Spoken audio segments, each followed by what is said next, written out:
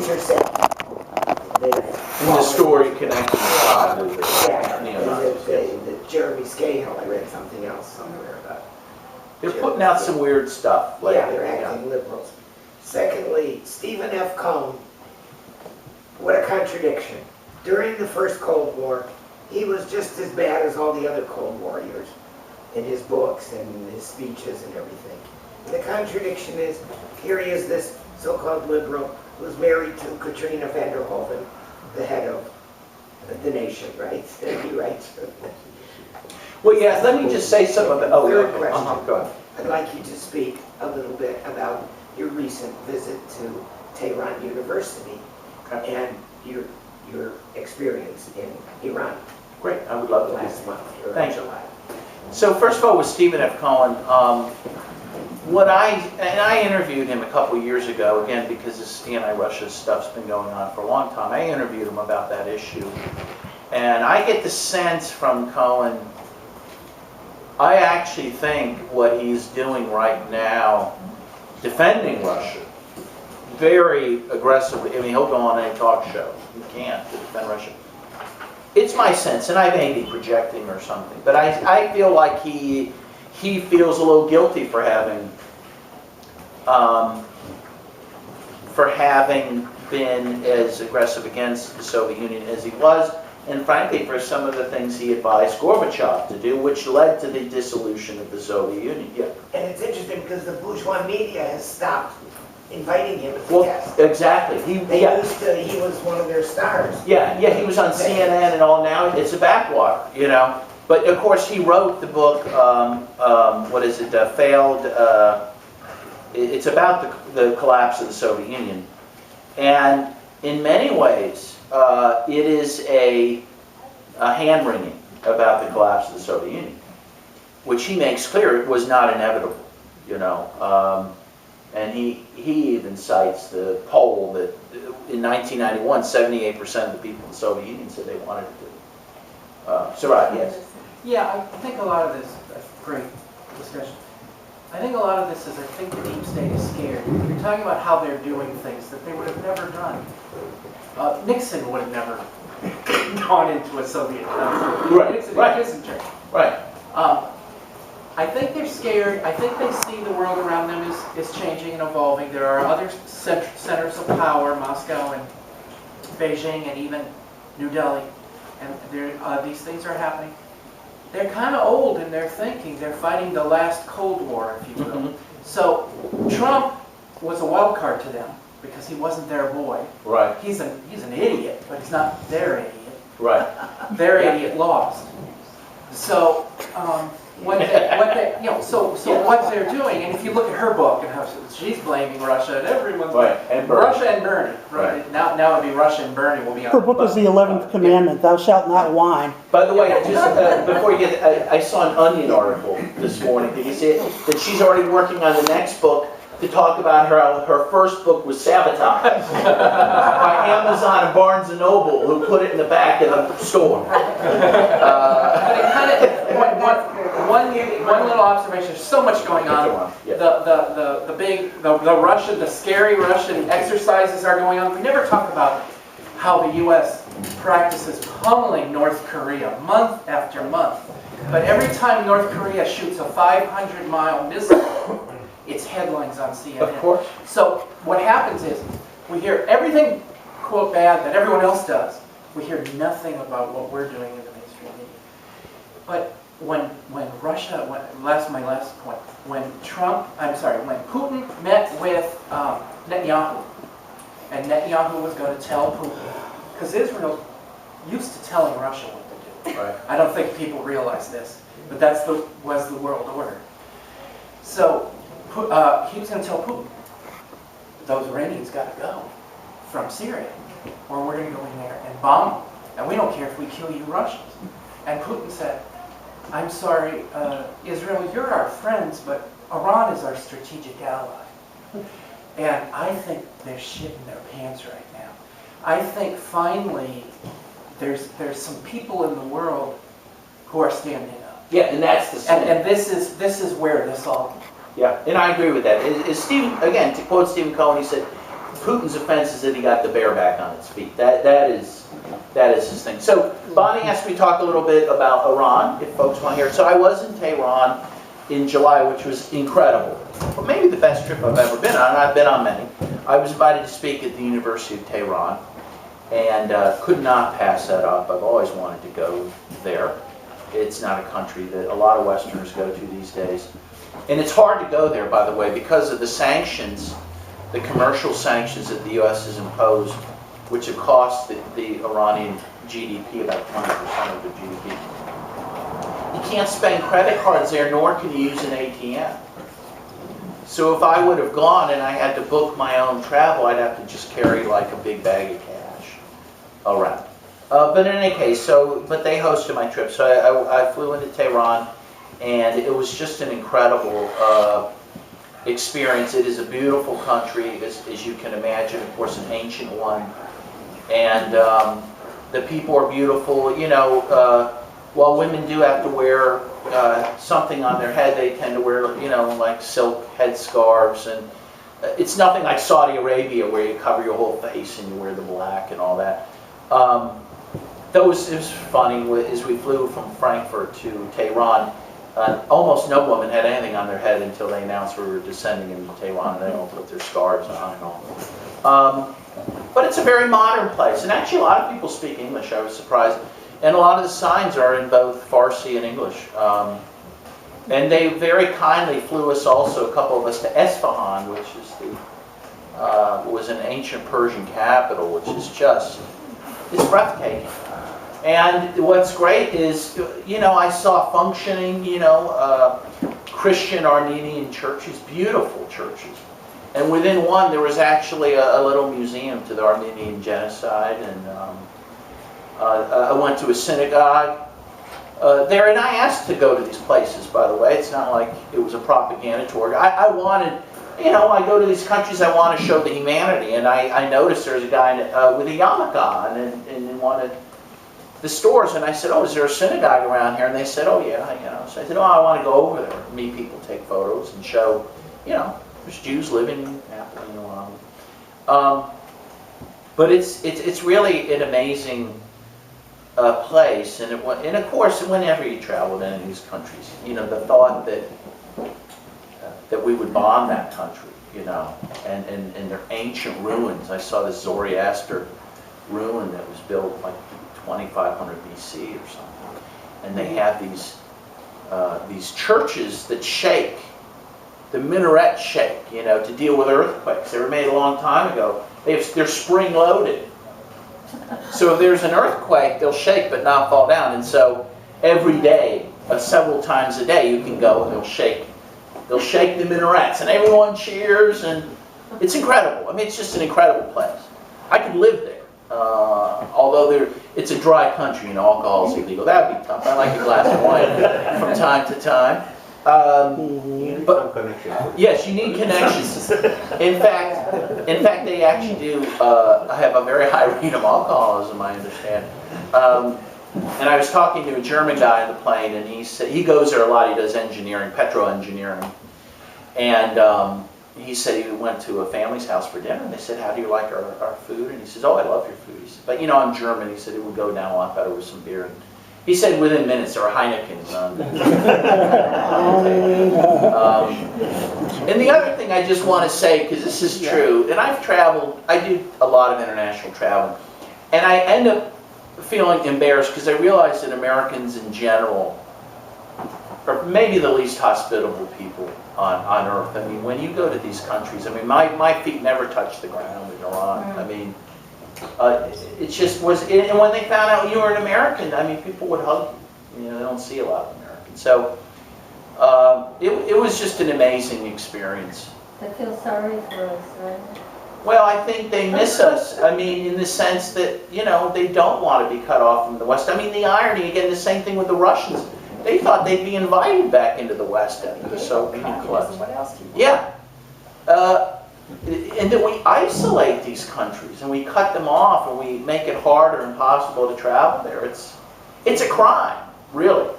So anyways, that was an incredible experience. Yes, I got a lot of questions here. Who wants to, how about someone else kind of designate who's up to bat? Give me some Okay. hands. I got one, There was two, one over there too. 1, 2, 3, 4, 5, yeah. Just start here and go around. Okay. Yeah, you mentioned the word petro. We're talking about Russia, Venezuela, Iran. Can you kind of, and then there's the whole fracking and global fracking initiative from the State Department under Hillary Clinton for the Romania and Eastern Europe, and can you kind of wrap the whole NATO and then East-West conflict in terms of energy, and even bring that down to Saudi Arabia? What's going on right now? Yeah, well, I do think, I think these conflicts do have a lot to do with that. As you say, when you look at the countries, in North Korea is a special case, but outside of North Korea, all the countries that we are vilifying and threatening are oil-rich countries, and of course, as Chomsky said, we wouldn't have invaded Iraq if their chief export were cabbage, So obviously oil is a motivating factor, and as Chomsky also says, it's not the access to oil, because we have plenty of access, it's the control that we seek. And I do believe that these conflicts are motivated by, and in fact it's proven by the most recent round of sanctions against Russia. These sanctions, if you saw, are aimed towards punishing third countries who buy natural gas from Russia. Yeah, even Germany's upset by this because they're saying, well, you're punishing us. You're telling us we can't buy their natural gas. And of course, even the New York Times suggested that these sanctions were more of a trade war, so that Europe would then turn to us for natural gas. So a lot of this does relate to resource, again, control rather than access, because with fracking and different things, and we have plenty of access, and of course, as anyone with half a brain knows, we probably should be turning towards other forms of energy. In any case, so yes, but I do think that these wars are being fought so that the U.S. can maintain the control over these resources for as long as they can. And again, the alliance, the BRIC alliance, and the alliance between Russia, Venezuela, Iran are very powerful counterweights to U.S. global dominance, and that really is the sin. And Well, I've got 2 right in here. Yeah, first, second. I had Was there 2. somebody about? I'm not asking for new hands, I'm asking for the 2 that are there. Okay? I'm counting for the next time, but that'll be the next time. Norm, 1-0. and So, I got here on the second round. Okay. about Yugoslavia, by the time that they were getting bombed, and I'm not in favor of it, but in general, my husband was screaming, yes, kill them all, because of their complicity against, in support of Germany, Nazi Germany. well, though the Serbs who were the ones attacked were the ones who fought against Nazis. Yeah, I heard that too.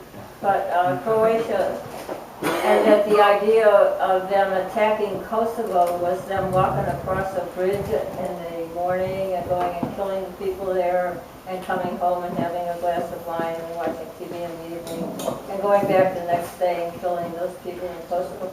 So he was furious, as usual. He was also furious with Germany.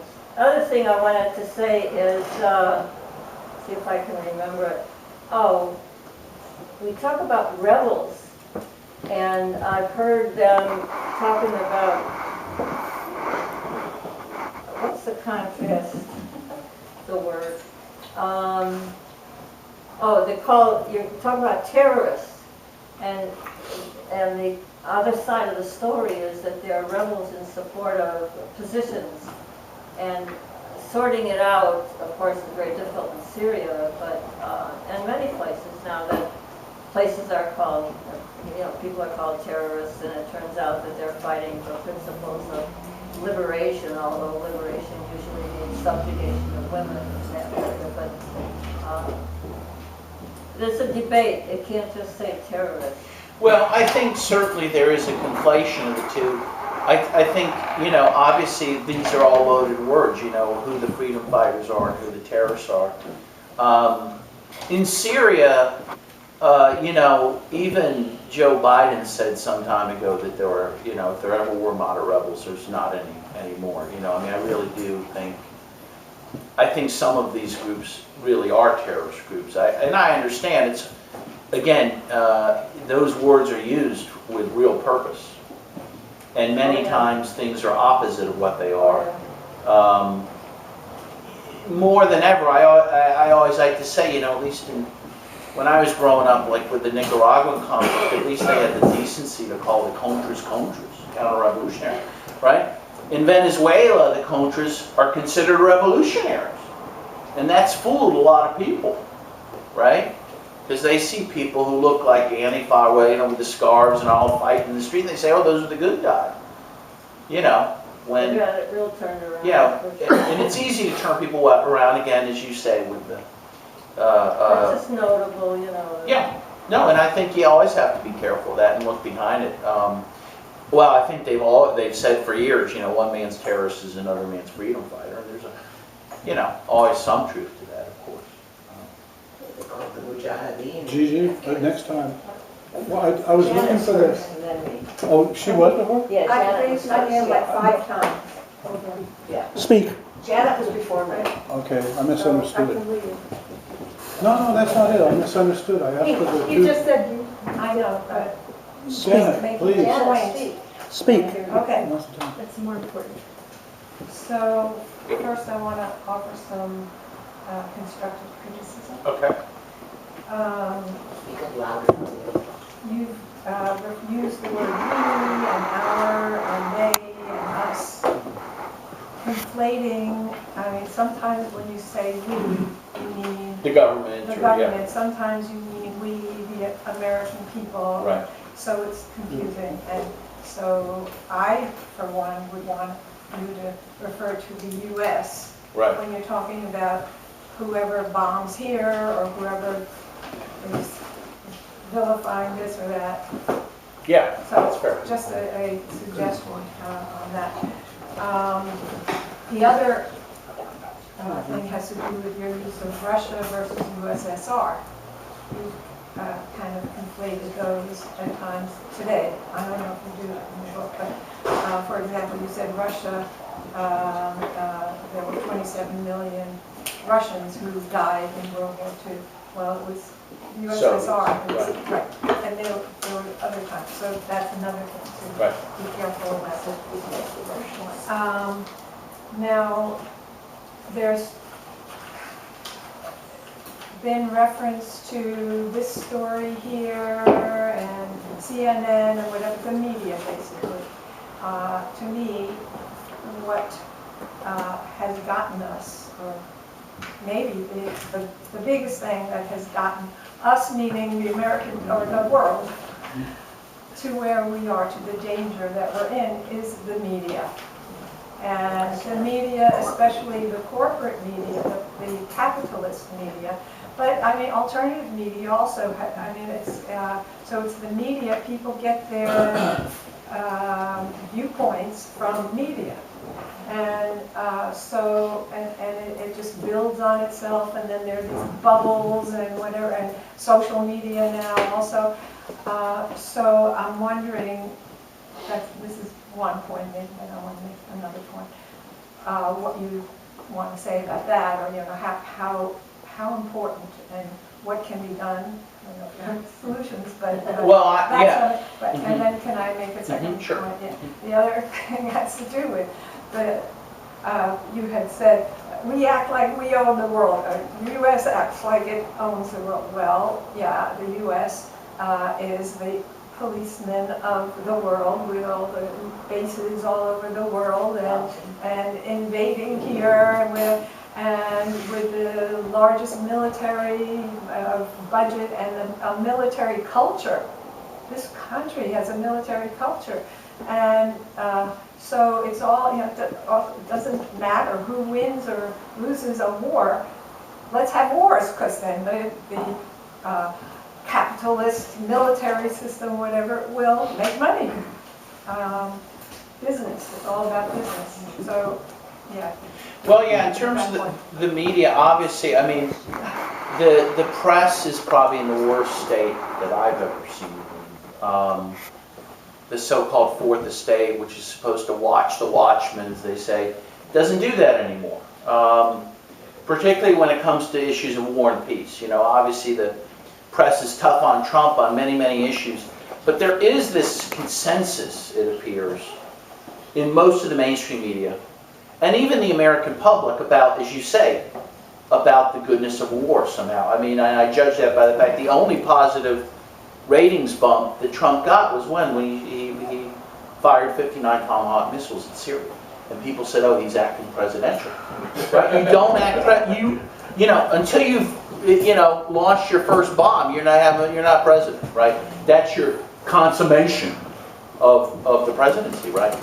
And that is what is hugely troubling to me, and even amongst folks who, for lack of a better word, liberals or even some leftists who should know better. I feel that the opposition to war is lacking. Libya was a great example of that.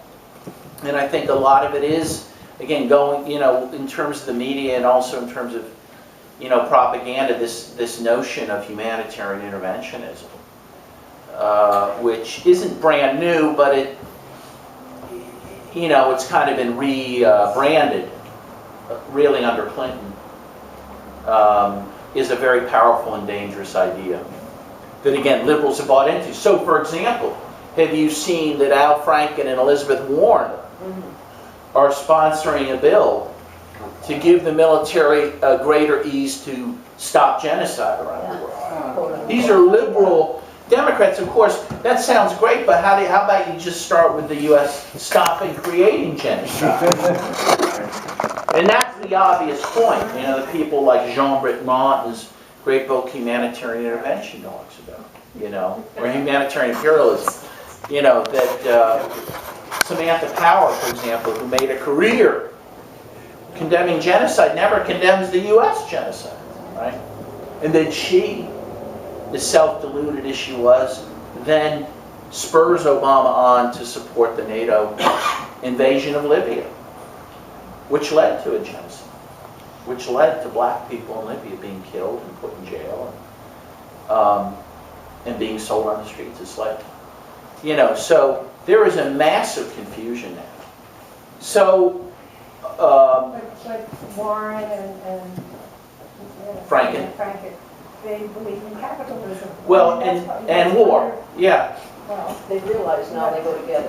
Yes, and I think, again, they go together like cream and coffee. And what do we do about that? I mean, I think, we have to speak out in every way we can. We need to build a peace movement again. We had a vibrant peace movement in this country. Looking around the room, some of you were probably involved in the one in the 60s. I was very much involved in the one in the 80s around Central America. Probably all of us marched against the war, run up to the war in Iraq. I marched with pushing my children in New York City in strollers to protest that. And then Obama became president and everyone went back to sleep. And not only did they go back to sleep, even with Trump, who they hate, very few people are upset about the wars he's involved in, right?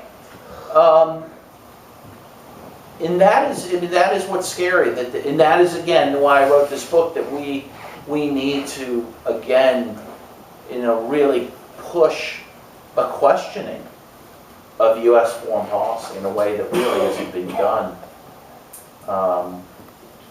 We need to do it in every avenue we can. Op-eds in the paper and study groups, and again, marches on these issues.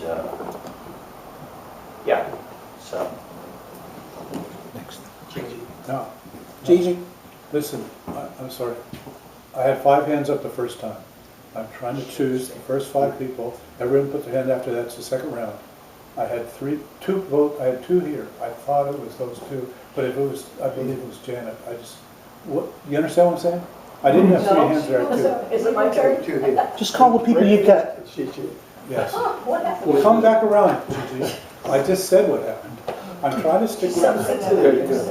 Just call the people you saw the first time and the hell was What I'm doing the exactly. It's full. So We're gonna just to, start again in just a second. I had the same question as Janet had about the use of we, but it's really they. Right. The capitalist class runs this country.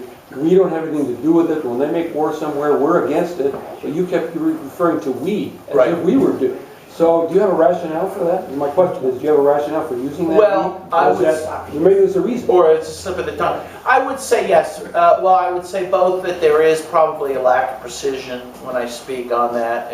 But on the other hand,